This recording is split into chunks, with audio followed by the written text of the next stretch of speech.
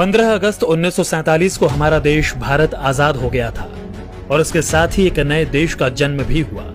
वह था पाकिस्तान। लेकिन यह आजादी इतनी आसान नहीं थी, क्योंकि बंटवारे के समय एक नई लड़ाई थी। वह थी रियासतों में बटे भारत को एक और श्रेष्ठ भारत बनाने की।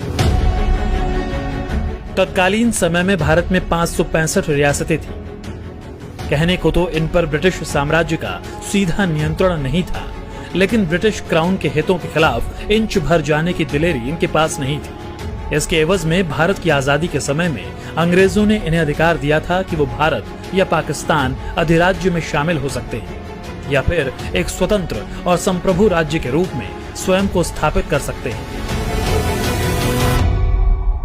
कई इतिहासकार मानते हैं कि अंग्रेजों द्वारा इन रियासतों को संप्रभु राज्य घोषित करने का अधिकार देना भारत में आपसी फूट पैदा करना भी था। उस समय इन देसी रियासतों के पास अविभाजित भारत का 1/3 भूभाग और 1/4 आबादी थी। देश के पहले गृहमंत्री सरदार पटेल ने अपने कूटनीतिक कौशल से 500 से ज्यादा रियासतों का भारत में विलय कराया। इसके लिए उन्होंने प्यार, दुलार, पुचकार और जरूरत पड़ने पर फटकार की नीति भी अपनाई।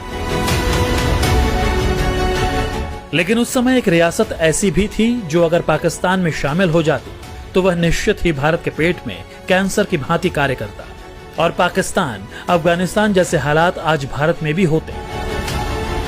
हम बात कर रहे हैं हैदराबाद की, जहां का शासक मुस्लिम और आबादी हिंदू बाहुल्य थी।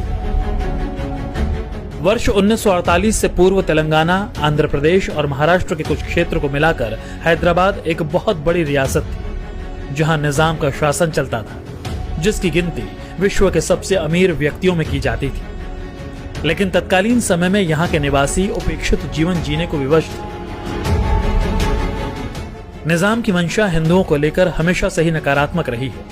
यही कारण था कि हैदराबाद में सेना और अन्य वरिष्ठ पदों पर मुस्लिम ही थे, जबकि वहां की 85% आबादी हिंदू थी। शुरू में निजाम ने ब्रिटिश सरकार से हैदराबाद को राष्ट्रमंडल देशों के तहत स्वतंत्र राजतंत्र का दर्जा देने का आग्रह किया। हालांकि ब्रिटिश निजाम के इस प्रस्ताव पर सहमत नहीं हुए। जब 3 जून 1947 को भारत पाक विभाजन हुआ तो 500 से ज्यादा अधिक रियासतों ने भारत में शामिल होने की इच्छा प्रकट की, जबकि हैदराबाद के निजाम ने अपनी रियासत को स्वतंत्र देश घोषित कर दिया। लेकिन हैदराबाद की जनता भारत में शामिल होने के पक्ष में थी। जनता के विरोध को दबाने के लिए निजाम ने क्रूरता की सारी हदें पार कर दी। जिन्होंने आवाज उठाई उन्हें कुचला जाने लगा। निजाम के इशारे पर रजाकर और पुलिस हिंदू जनता को डराने धमकाने लगे, चुन चुनकर हिंदुओं पर हमला करने लगे। क्रूरता का वह दृश्य स्थापित किया कि उन्होंने मां बहनों तक को नहीं छोड़ा। उनकी इज्जत तक लूटी जा रही थी। उस दौरान प्रधानमंत्री नेहरू माउंटबेटन के परामर्श पर निजाम के साथ लचीला व्यवहार अपना रहे थे, जबकि पटेल इससे सहमत नहीं थे। दूसरी ओर निजाम ने भारतीय करेंसी को बैन कर दिया और पाकिस्तान को लोन देकर अपने पक्ष में खड़ा करने का प्रयास किया, जबकि पाकिस्तान गुपचुप तरीके से हैदराबाद में हथियार भेजने लगा। सरदार पटेल को जैसे ही इसकी जानकारी मिली, उन्होंने कहा कि हैदराबाद भारत के पेट में कैंसर के समान है और उसका समाधान सर्जरी से ही होगा। जिसके बाद गृहमंत्री पटेल ने जनरल करियप्पा को बुलाकर पूछा, यदि हैदराबाद के मामले पर पाकिस्तान की ओर से कोई सैनिक प्रतिक्रिया आती है तो क्या वे बिना अतिरिक्त मदद के निपट पाएंगे? जिसके जवाब में जनरल करियप्पा ने उत्तर दिया, हाँ। फिर क्या था?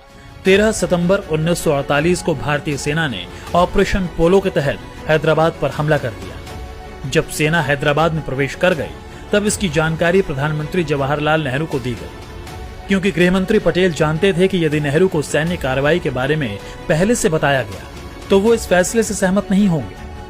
4.5 दिन चले इस अभियान में हैदराबाद की सेना ने हथियार डाल दिए।